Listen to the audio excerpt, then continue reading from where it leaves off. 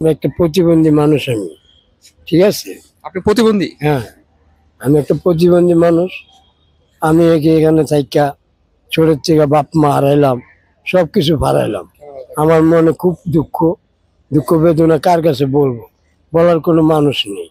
মানুষটা যদি পাইতাম আমি বলতাম। তার জন্য আমি দরবারে ছোট থেকে মাজারে অনেক দরবারে ঘুরি, দরবারে ঘুরা খাওয়া না জানা যার থেকে না এর থেকে চায়া চুয়ে যে খাই, খায়া খুয়া চলি ফিরি, এগুলা করি। তার জন্য আমি এই জায়গায় এভাবে পড়ে রয়েছি। তো এখানে আপনি তাও কতদিন হবে আনুমানিক? আনুমানিক আমি ছোট থেকে এই জায়গায়, ছোট থেকে আমার জন্ম এখানে, আমি ছোট থেকে এই জায়গায়। তো এমনি তো আপনি এখানে কোনো কাজকর্ম করেন না, জি বাট না। এখানেই থাকেন, জি। এখানে আপনি সব। জি, আহ, আমি এখানে সবকিছু, এখানেই সব। তো আপনি মানে বিবাহের সাথে আবদ্ধ হন নাই? না। মানে বিয়ে করেন নাই আপনি? জি না। কি বলে? তো প্রিয় ভিউয়ার্স, আপনি তো শুনতে পাচ্ছেন এই কাকার মুখের কথা। তো কাকা, আপনার জীবনে কি কোনো দুঃখময় ঘটনা আছে? যদি থাকে আমার প্রিয় ভিউয়ার্সের সাথে তুলে ধরতে পারেন। আমার দুঃখ এটাই, মানে আমি ছোট থেকে কিছু পেলাম না, কোনো একটা কিছু কেউ করতে পারলাম না। আমি একটা প্রতিবন্ধী মানুষ, আমার কেউ কিছু দিল না। আমার দুঃখ অনেক, দুঃখটা অনেক কষ্ট বেদনা, আমি কার বলতেও পারতেছি না। তোর যারা দুঃখটা প্রকাশও করতে পারতেছি না। আমার এইগুলা কেউই নেই। আমার জীবনে এক আল্লাহ ছাড়া আমার দুনিয়া কেউ নেই। আমি তো আপনার পরিবার নাই? মানে পরিবারে যেমন আত্মীয় স্বজন থাকে, ভাই বোন, বাবা, খালু, মা, কেউ নাই?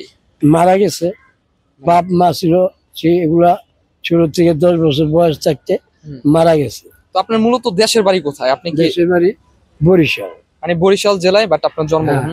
তো এখানে আসছেন তাও কত বছর হবে আনুমানিক? আমার 8 বছর থাকতে আমি এই জায়গায়। মানে ছোট কাল থেকে বাটা মানে এই জায়গায় আসছেন। হ্যাঁ। তো এখানে বাটা আসার পরিকল্পনা মানে কিভাবে কিভাবে আপনি আসলেন এখানে এই ছোটবেলা থেকে? ছোট থেকে আইছি, আওয়ার পরে দেখতাম আমার ভাই বেড়াদাররা, ওরা এই জায়গায় চিনার পরে এই জায়গায় থাকতাম। কলা পাতায় করে সিন্নি দিত, নৌকা এই জায়গার থেকে বাইন্দা এই জায়গায় আসতো, কলা পাতায় করে সিন্নি দিতে আমরা সবাই খাইতাম। খাওয়া দাওয়ার পরে এগুলো আমরা আস্তে আস্তে চিনি। কারণ বাপ মা ছোট থেকে মারা গেছে, কারণ আর কোনো জায়গায় যাইতে পারি না, এই জায়গায় আমি পড়ে রয়েছি। মানে আপনি আপনার পরিবারের বাটা কারোর সাথে আসেন নাই, কিন্তু আপনার বন্ধুদের সাথে আসেন। মানে বন্ধুদের সাথে বাট এখানে আসলেন, তো এখানে বাটা থাকেন, এখন কোনো সমস্যা হয় না? অনেক সমস্যা, যে পাইলে খাই, না পাইলে ঘুমায় থাকি, এটাই আমার সমস্যা। তো খাওয়া দাওয়া তো হয় 3 বেলা? 3 বেলা খাওয়ায় না। তাও মাঝারে একটু নোংর যায় দুপুরবেলা একটু খিচুড়ি খাওয়া। অনেক মানুষ পায় তো না, অনেক মানুষ পায় না। আবার অনেক মানুষে অনাহারও থাকে। আমার পেটের খিদার আরেকজন ভদ্রলোকের কাছে হাত বাড়ায় যদি কই, বাবা আমি একটা প্রতিবন্ধী মানুষ, আমার কিছু খাওয়াইবেন, কোনো লোকটা যদি ভালো মায়া লাগে, কষ্টের বেদনা বুঝে, তাহলে লোকটা আমার একটা যে কোনো কলার রুটি চা, আর যদি ভালো লোক হয় আমার নিয়ে হোটেলে একটা ভাত খাওয়ায়, আমি খাই। মানে আপনি চেয়ে খান, বাট যার যদি ভালো লাগে, আপনার কষ্ট বেদনা বুঝে, জি। তাহলে সে আপনাকে খাওয়ায়। জি। তো কাকা, এখানে তো থাকেন অনেকদিন যাবত ধরে, তো এখানে থাকেন, তো এখানে থেকে আপনার পরিবেশটা কেমন লাগছে বর্তমান? পরিবেশটা আমার মনে করেন খুব ভালোই লাগতেছে, আবার অনেক ভালোই।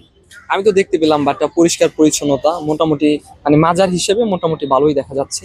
তো এখানে তো ভালোই লাগছে। ওই আল্লাহর দরবার, এগুলা খারাপ বলা যাবে না, ভালোই। না, তারপরে অনেকে আছে না, অনেকে বলে, তবে পরিবেশটা অনেক সুন্দর এটা। হ্যাঁ, কারণ গাছপালা, ন্যাচারাল একটা পরিবেশ, সত্যি অনেক ভালো। কাকার বাসা কি জায়গায়?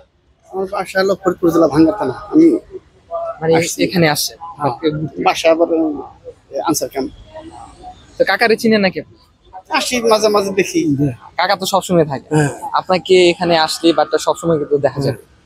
সকালে খাওয়া দাওয়া করছেন, নাস্তা জি না, করছেন? ঘুমের তুইটা গোসল করছি, নামাজ পড়ছিলেন, ফজর নামাজ? সকালবেলা নামাজটা পড়েই ঘুমাইছি। মাজারে থাকলে কম বেশি তো নামাজ পড়া হবে, কারণ এই জায়গায় মসজিদ প্লাস সবই তো আছে। জি। তো যাই হোক বিশাল কাকা, মসজিদ। মানে আমরা পড়াশোনার অবস্থায় টুকিটাকি বাট অসহায় ও তৃণমূল পর্যায়ের যে মানুষ আছে তাদের জীবনী তুলে ধরার চেষ্টা করি। তো স্টুডেন্ট অবস্থায় কতটুকু তুলে ধরতে পারি তা মানে চেষ্টা করি, কেমন হয় তা আমরা জানি না, তবে চেষ্টা করে যাচ্ছি। তো আল্লাহ তোমাদের আরো তৌফিক দিক, তোমরা জানি করতে পারো। তোমাদের জন্য আমি খুশি হইলাম, তোমাদেরকে আমি সব সালাম জানাইলাম। তোমরা জানি এইসব মানুষের যে সেবা যত্ন করে যাইতে পারো, আমি তোমাদেরকে খুশি হইলাম। ধন্যবাদ কাকা, কাকার দোয়া করার জন্য। তো আসলে বাট মানুষের সাথে যদি কথা বলুন তাহলে বুঝতে পারবেন মানুষের সম্পর্কটা কি, মায়া কি। এই কাকাকে কিন্তু আমি চিনি না, প্লাস সে কিন্তু আমাকে চিনে না, বাট দুইজনের সাথে ওই জায়গায় দেখা, আমি বললাম কাকা আপনার সাথে কি কথা বলা যাবে? কাকা বললো হ্যাঁ বলা যাবে। জাস্ট যাই হোক, কাকার সাথে কথা বলে আমার অনেক ভালো লাগছে। তো এই কাকার জন্য সবাই একটু দোয়া করবেন।